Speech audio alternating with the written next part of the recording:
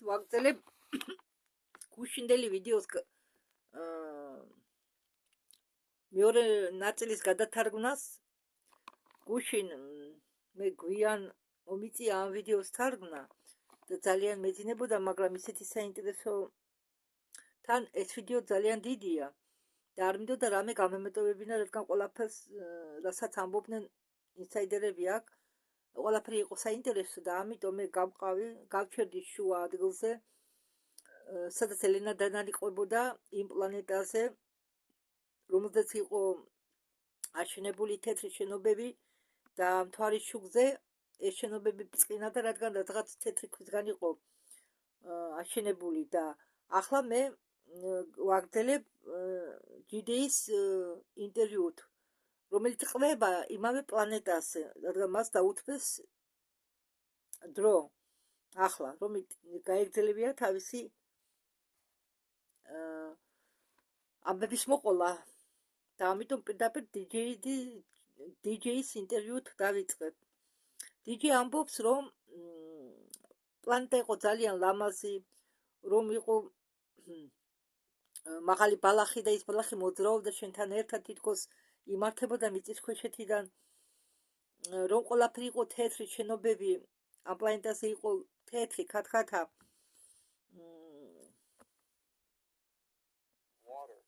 И это выглядит. ჩვენ ვხედავ შენობებს და თითქოს ეს შენობები ცურავენ შენ წინაშე და ეს გამოიყურება ძალიან ფუტურისტულად, როგორც დუბაიში ოღონდ 100 ჯერ უკეთესი. და ჯიდი ამბობს, რომ ეს შენობები იყო DJ-ც ამბობს, რომ მე DJ-ს ვუძახი, მაგრამ ეს არის ის სახელით მეცახელია მოგონი, ნამდვილ სახელს არავინ არ ამბობს აქ ამ შოუზე. ესე ახო მეგობრები არიან წამყვანთან ორივე და DJ ამბობს, რომ შენობები იყო ძალიან ლამაზი და იყვნენ განლაგებული წყლის ზედაპირზე. შემდეგ მე ავიხედე ზევი და ვნახე უზარმაზარი მთვარი, რომელიც მოგავდა ჩვენსას ატლანტიდაში და მე გავიფიქრე, ხალხი ხომ ამბობდა, რომ ეს მთვარი არ ეკუთვნის დედამიწას. ხო, და ეს მთვარი იყო ძალიან დიდი. ხო, და მას ჰქონდა გრავიტაციის აუზი. უკაცრავად მე უღო ჩანაწერი ვიდეო გადაგითარგმნეთ ისევ, მაგრამ იქ რა თხა პატარა ეპიზოდია, ასე რომ მომიტევეთ, მოგიწევთ მეორედ მოსმენა. ახლა ხო, ამის შემდეგ ელენა გამოვიდა, ელენას ჩანაწერიც არის ვიდეოში, თარგმანი რას ამბობს. და ახლა DJ ყვება არყებზე ეს დუგებზე და ის ამბობს, რომ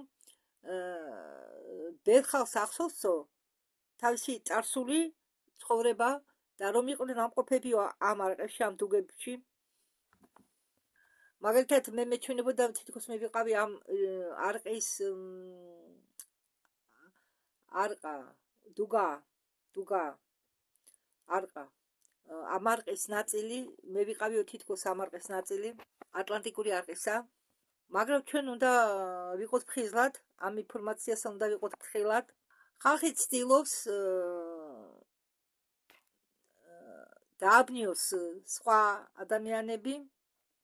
არიან ადამიანები, რომლებსაც ეს ყველაფერი გადაიტანეს და თავს გრძნობენ, რომ არიან რაღაცის დიდის ნაწილი.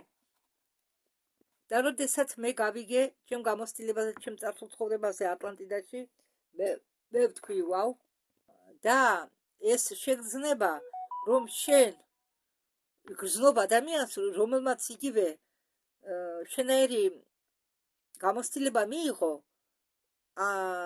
თავს გრძნობ მშვენივრად, ბედნიერად. და როდესაც შენ გესმის, რომ ისინი ყვებიან თუ რა ხდება დღეს კოსმოსში, შენ ფიქრო, ვაუ, შენც ხომ იგივე გადაიტანე. ჩვენ ხომ ერთ და იგივე გამოვიარეთ. დენი ჰენდერსონი მიმართავს ელენა დანანს, მას რაღაცის თქმა უნდა და ეკითხება, ისი თქმა გინდა შენ? ელენა დანანს ეკითხება. ელენა დანანი ამბობს, რომ DJ ახსენაო, რომ ახსენაო ის ხალხი, რომლებმაც იგივე გამოიარესო. მე მინდა ვთქვა, დავამატო, რომ მე ღიად ვეუბნები ადამიანებს, რომ მე ფიზიკურად მოგზაურობ კოსმოსში. მე მაქვს ფიზიკური კონტაქტი, მაგრამ მე არ სიამოვნებს ადამიანებს უთხრა, რომ მე იქ ვიყავი ფიზიკურად, რადგან ადამიანებს ჩემი არ ჯერათ, მაგრამ ეს ნორმალურია. და ერთხელ მე ვნახე პირველი ჯეიპის მე ჯიდეს უძახე, ამისულობა ჯეიპის მოგონილია. და მე ვნახე ამ მეორე პიროვნების ვინც მას ნიღაბშია, იმას ხია ჯეიპი და მე დიჯეის უძახი დამამწდა მისი სახელი. კაი ჯეიპი იყოს, ამისულობა თუნდაც დიჯეი იყოს. და მე რომ ვნახეო ჯეიპის პირველი ინტერვიუ მაიკ სალას შოუზე YouTube-ზე, ჯეიპი ყვებოდა თავის მოგზაურობაზე გონემიძე და მან ეს აღწერა, განიმედი არის, ერთ-ერთი თანამგზავრი, მაგრამ არ მახსოვს, გონი იუპიტერის, არ მახსოვს ზუსტად, გონი იუპიტერისა, არ ვიცი, მაგრამ ეს არის თანამგზავრი, პლანეტა განიმედი. და ელენა დანანი ამბობს, რომ ის იყო განიმედზე, შარშან. მე ვიყავიო ბარში და იქ ნახეო სამხედრო ელები და ჯეიპი ყვებაო, როგორ მიფრინავდა იუპიტერის გავლით და მე ავდივდი, რადგან ამის აღწერა შეუძლებელია, თუ შენ თვითონ არ განიცადე ეს ყველაფერი, რადგან არავინ იცის. უნდა მოხდე იქ, რომ გაფრინდე იუპიტერის, ჩაუფრინო იუპიტერს და გაიგო. და როგორ უნდა გაუგოთ, ესე იგი უნდა იგრძნოთ იუპიტერის ელექტრომაგნიტური ძალა, რომელიც იმდენად ძლიერია, რომ შენში გადის, შენს სულში გადის. თუნდაც შენ იყოფებოდე ხომალდზე, რომელიც დაცულია ტორსიონული ძალით და ტორსიონული ველის ფარით, იუპიტერის ელექტრომაგნიტური ძალა მაინც გადის ამ ფარას. ეს მექანიკური რაღაც არაა. ეს არის რაღაცას დაკავშირებულია ცნობიერებასთან. ყოველ პლანეტა, რომელზეც არსებობს მაგნიტური ველი, შეიცავს ცნობიერებას, რადგან ცნობიერება სულ დაკავშირებულია, ყოველთვის დაკავშირებულია მაგნიტურ ველებთან. წარმოგიდგენიათ? მით უმეტეს თუ თქვენ გაქვთ ბირთვი და ასე შემდეგ. როგორც პლანეტა ან ცოცხალი არსება ან ადამიანი და ასე შემდეგ. იუპიტერი ფლობს ამ დაგვარ ძალას.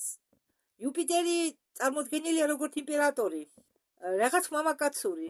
ის თითქოს მიედინება თქვენში. მიედინება თქვენი სხეულის გავლით და ემოციონალურად ეს არის რაღაც ისეთი შეგრძნება, თითქოს ეს გემართება თქვენ. და ჯიპი ყვებოდა ამაზე. და მე ვტიროდი, რადგან იხაროდა, რომ გამოჩნდა ვინმე, რომელმაც იცოდა ეს ყველაფერი და ყვებოდა ამაზე. იმას ყვებოდა, რაც იცოდი მე.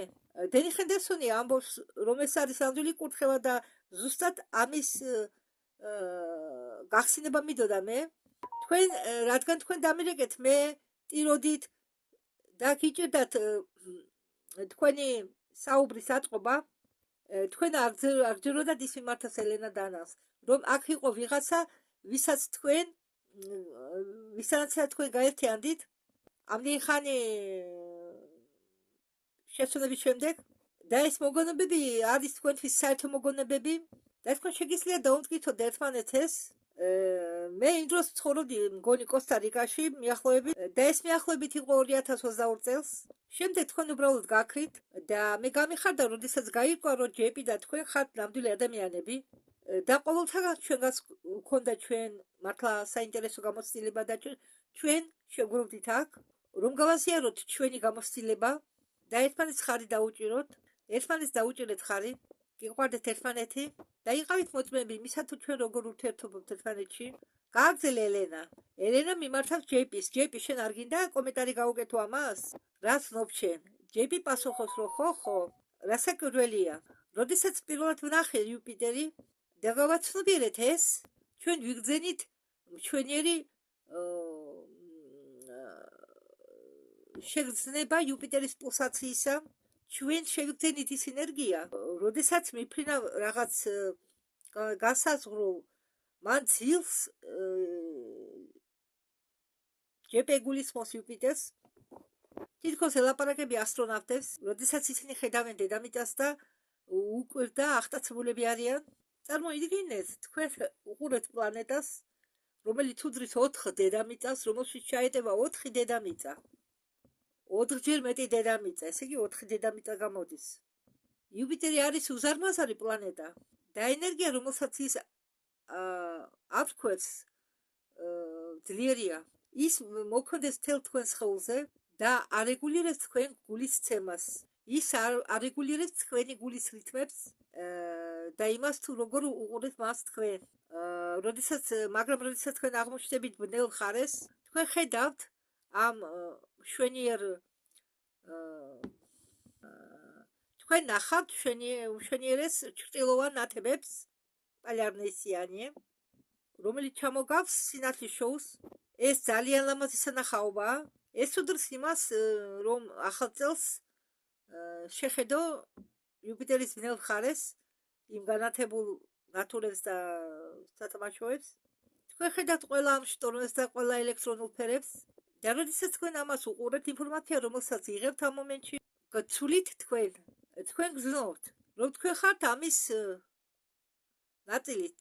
ჩვენ ვართ ამის ნაწილი. რა ხდება? ეს მოგავს იმას, რასაც მე გრძნობდი, როდესაც ვიმყოფებოდი სატურნზე. სატურნი არის ლამაზი და უზარმაზარი პლანეტა. როდესაც თქვენ უახლოვდებით რგოლებს, თქვენც გრძნობთ ამ ვიბრაციას. თქვენ გრძნობთ ამ ძალას. თქვენ იგრძნობდით იმავეს, როდესაც იყავით სატურნზე, ელენა. და ხომალდი, რომელზეც თქვენ მოგზაურობდით, გავს ორგანულ ხომალდს, ასე რომ ხომალდი გრძნობს იმავეს, რასაც თქვენ ფრინავი, მაგრამ ხომალდი აგრეთვე დაკავშირებულია იუპიტერთან. არის ისეთი ხალხი, რომლებიც იგივეს გრძნობენ, შენ უყურებ მათ სახეებს და მათაც ისინიც აბჩენენ პირს გაკვირვებისაგან და ჩვენ ერთმანეთს გადავყურებთ. მე მახსოვს, როგორ შევხედე ერთ-ერთ ჯარისკაცს და ჩვენ შევხვდით მზერით და უბრალოდ გავახეთ პირები და მე ვკითხე მას, შენ იგივეს გრძნობ, რასაც მე? კი, ჩუვაკო, მიპასუხა მან. ეს ის გრძნობა არის, რომელიც მე ადრე არასოდეს გამიცდიაო. ყოველ პლანეტას აქვს თავისი გრძნობები და მე ვფიქრობ, რომ ყოველ პლანეტას აქვს თავისი ცნობიერების ტიპი, მაგრამ შენ ვერ გამოხატავ იმ შეგრძნებას, რასაც გრძნობ. იუპიტერის თვარეებსაც აქვთ სხვა შეგრძნება, როდესაც უახლოვდები მათ, როგორც კი შენ გახვალ ამ ზონას, უსაფრთხოების ზონას, ამ იუპიტერის თვარეების ზონას და როდესაც მოხვდები შენ განიმედზე, GPS აცვია ჯემპრი, რომელზეც არის სტარტა და განიმედი. ეს თურმე შეუგერია ელენას. და თუ შენ კიდეო ეს რო ბაშკა, ეს ესე იგი პერანგიო, აცვიტრი არის, და თქვა დასახლონი აცვია, მაიკაცავი. შეიძლება მაიკა ეს შემიგერაო ელენა და მე მომწონს ეს ზედა, რომელიც შეგიძლიათ იყიდოთ ელენას მაღაზიაში. ეს არის იუპიტერის ერთ-ერთი მთვარე განიმედი და როდესაც მან ეს მაჩუქა, ჩემთვის ეს იყო ძალიან მნიშვნელოვანი, რადგან მე მახსოვს, როდესაც ამ ადგილზე ვიყავი და მე მჯერა, რომ მე დღემდე მყავს იქ მეგობრები და იქ დღემდე მუშაობენ ადამიანები. განიმედი ჩვენ თარიღი უფრო დიდია მგონი, ხომ ასია? ელენა ეუბნება GPS, რომ განიმედი არის პლანეტა მერკურიზე ცოტათი მეტი. განიმედის შიგ არის ოკეანეები და ჩვენ გვაქვს ბაზები სხვადასხვა ადგილებში იქ. აგრეთვე არის ადგილი, რომელსაც უწოდებენ ნალს. ეს არის ნალის რაიონი, რომელსაც ძალიან აფასებენ და ჩვენ აგრეთვე გვაქვს სხვა ადგილები, რომლებიც განლაგებულია განიმედის შიგ და იქ უზარმაზარი ოკეანე არის. ის შედგება თხევადი წყლისაგან. ეს არის სუფთა წყალი და იქ არსებობენ ორგანიზმები. იქ არის ბურღილები. ამ მთვარის, იუპიტერის მთვარის სხვადასხვა ადგილებში არის სიცოცხლე. მე მინდა რომ ადამიანებს ესმოდეს. ჩაერია წამყვანი დენი ჰენდერსონი და ამბობს, რომ ჩვენ შეგვიძლია საათობით ვილაპარაკოთ ამაზე, მაგრამ მოდი ჯერ შევჩერდეთ იმაზე, რომ როდესაც შენ მოხდი კოსმოსურ არკაში, სადაც შენ პირველად შეხვდი სამხედროელებს სხვადასხვა ქვეყნებიდან. გეთახვა, მოყევი ამის შესახებ, შენ იქ როგორ მოხდი? ვისენთად იყავი და რა მოხდა? მე იქ წამიყვანეს, როდესაც სახურობდი ჯარში.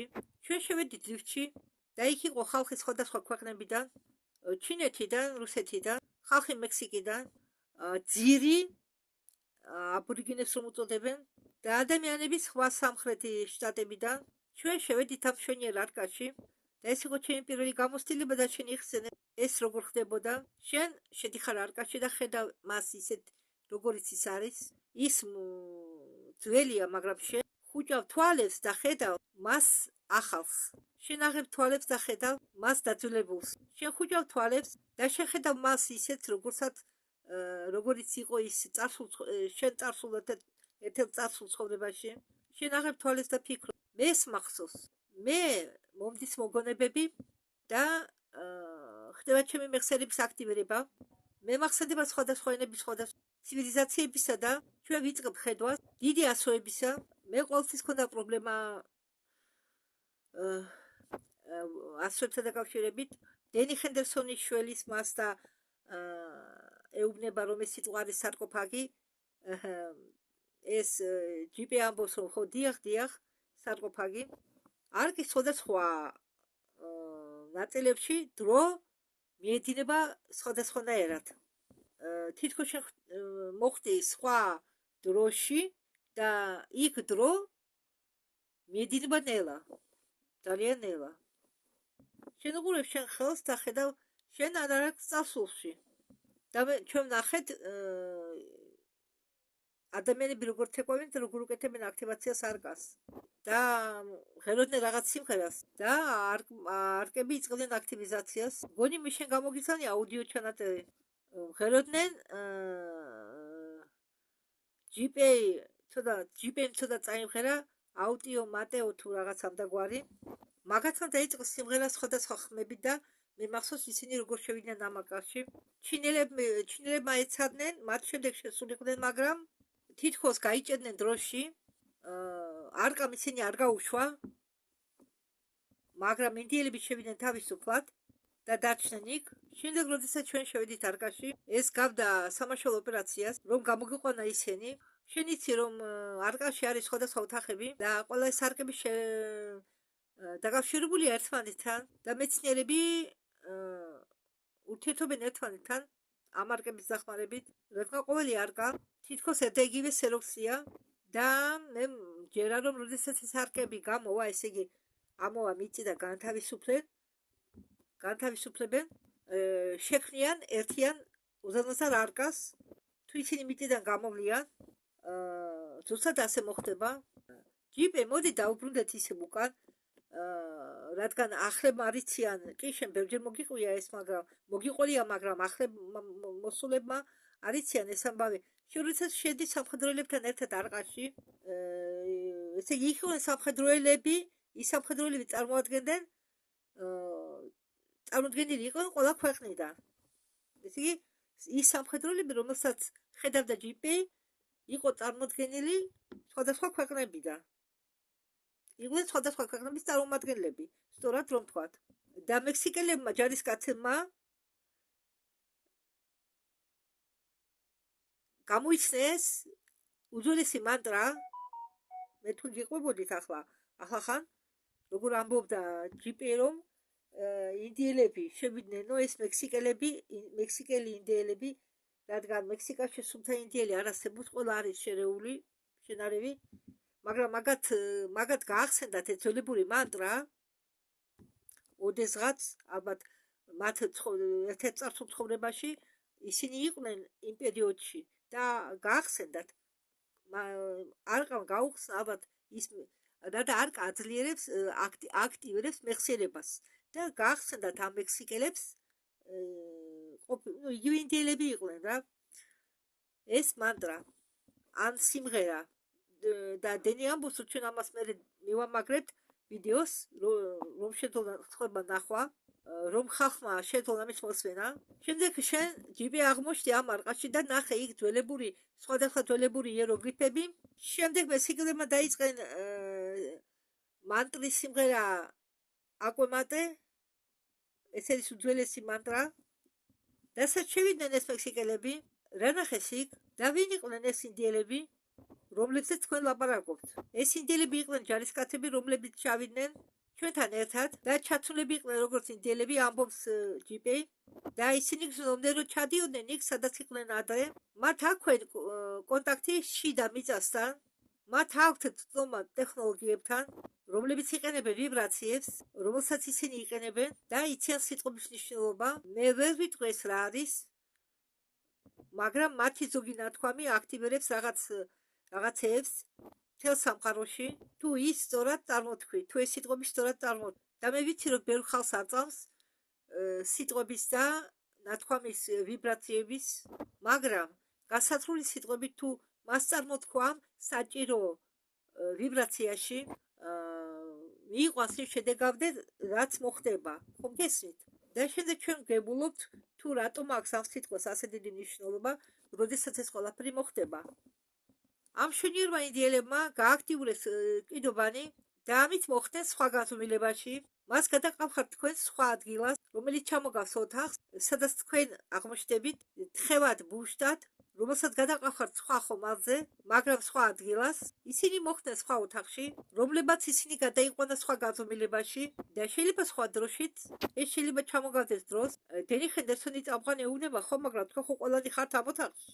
ყველა ჯარისკაცებთან ერთად და ისინი ღერიან მანტრას, მაგრამ თქვენ რას ხედავთ თქვენ წინ? როგორ მოხდნენ ისინი იქ? სადაც წავიდნენ? რა მოხდა? რა ნახეთ თქვენ? რას ხედავთ თქვენ წინ? ეს გამოიყურებოდა ისე თითქოს ისინი მიდიოდნენ თქვენ წინ, თქვენ ხედავთ ეს ჯარისკაცები როგორ მიდიან და უცებ ხრებიან. თქვენი თვალის არიდან ხრებიან. თქვენ რასაც უყურებდით, ეს იყო გამრხდება, მაგრამ ისინი აგრძელებდნენ წინ წასვლას და როგორც კი რაც მეც მიდიოდნენ, ესე იგი სიღრმეში მით მალე ხრებოდნენ. ის ადგილი ჩამოგავდა ოთახს, მაგრამ გამრჯებული, ესე იგი ჩვენი მზერისთვის გამრჯებული ხიდით, კიბით და ეს ჯარისკაცები შედიოდნენ მასში, ამ ოთახში და უბრალოდ ხრებოდნენ. ისინი თითქოს ხდებოდნენ სხვა განზომილებაში, სადაც მოხვედრას ცდილობდით ჩვენც სხვა ადამიანები იყვობთ, მაგრამ ეს ჩამოგავდა იმას, თითქოს მე ვიყავი ჭიანჭველების ბუდეში, მაგრამ სხვა განზომილებაში, სხვა ადგილას. მთელი თქვენი სხეული იწყებს ვიბრაციას. თქვენ გრძნობთ კავშირს ამ ადგილთან და გრძნობთ, რომ თქვენ ხართ რაღაც მეტის ნაწილი და მე მგონია მათ იცოდნენ, რომ ისინი იქ მივიდოდნენ და აქტივაციას გაუკეთებდნენ რაღაცას, რაზე ჩვენ საერთოდ წარმოდგენა არ გვქონდა. უпростоრად რაც მოუყვეს მექსიკის სახელმწიფოს წარმომადგენლებს, ესე იგი წინასწარ მოუყვესო და მაგათმა იცოდეს რომ სამიდიოდნენ და ის აქტივირებას აპირებდნენო.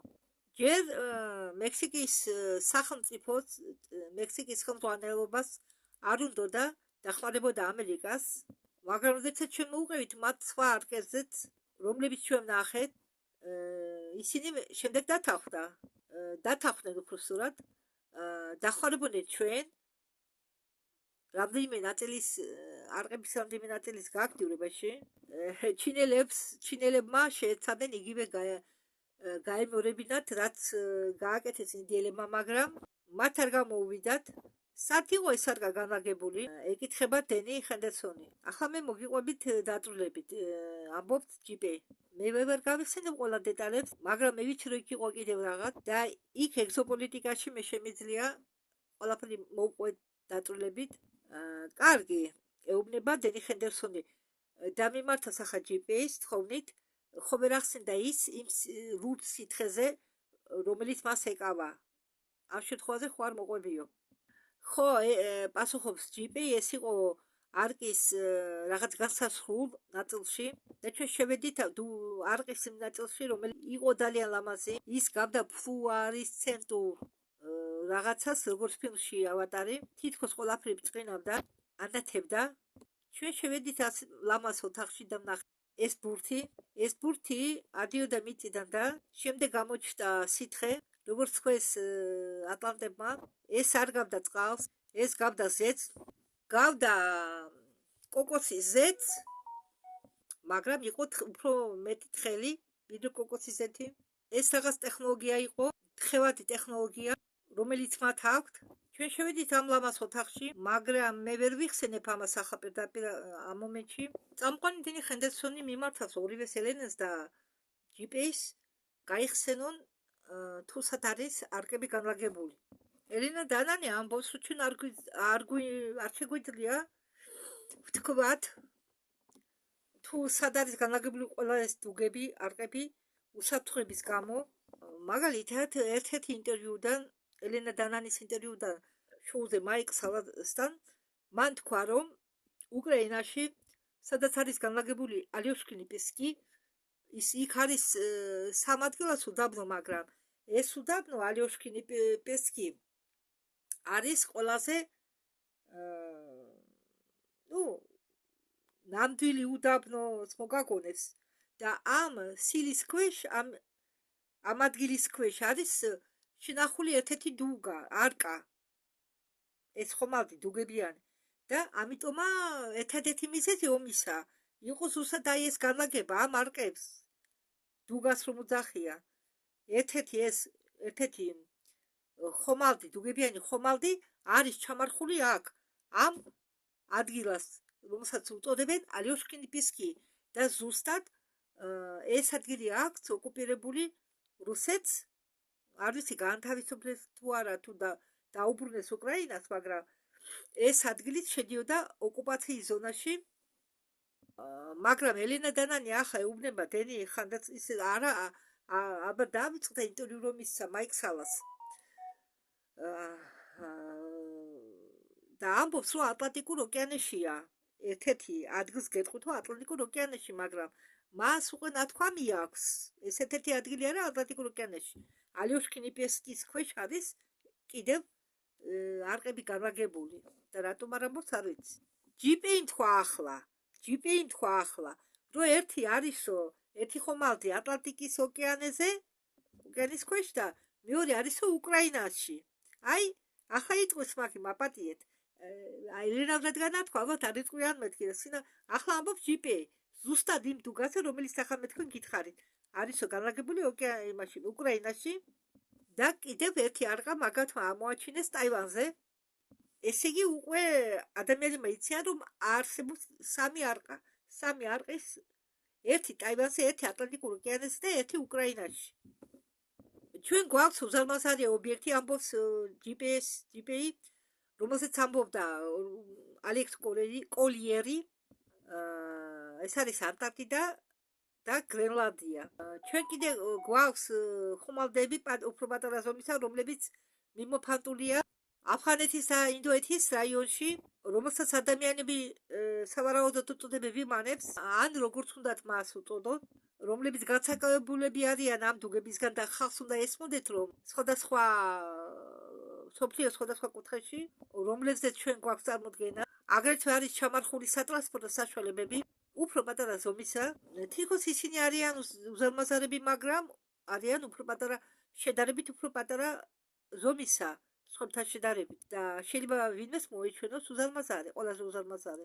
თქვენ ხომ იცით, რომ სამხედროელებს აქვთ უზარმაზარი გემები, ხომალდები, რომლებშიც ძებიან რეაქტიული თვითმფრინავები, მაგრამ სამხედროელებს აგრეთვე აქვთ უფრო პატარა გემები და ხომალდები, რომლებიც იცავენ ამ დიდ უზარმაზარ ხომალდს და ეს უზარმაზარი და პატარა ხომალდები, რომლებიც მიმოფანტული არიან მთელ მსოფლიოში, როგორც თქვი, განლაგებული არიან მთელ მსოფლიოში და მთელ მზის სისტემის სხვადასხვა ადგილებში.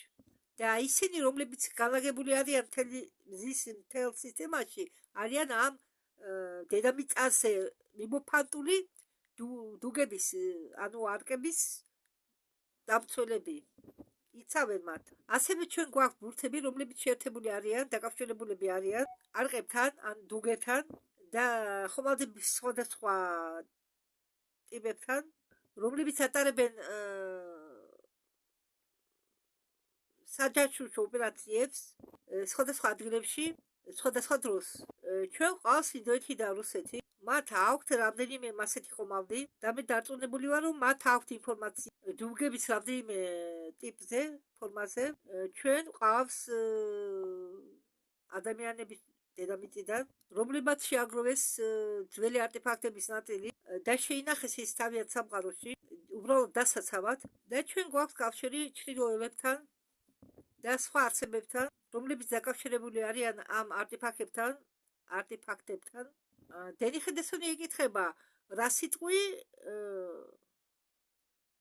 ეგვიპტეზე, სადაც არის განლაგებული პლატო, ამბობენ, რომ იქ არის ვიღაცა, ეს სიმართლეა? ხალხი, რომლებიც გვაკვდებიან, ეს ჯობს კითხო პროფესიონალურ არქეოლოგს ელენა დანანს, პასუხობს ჯიპეი.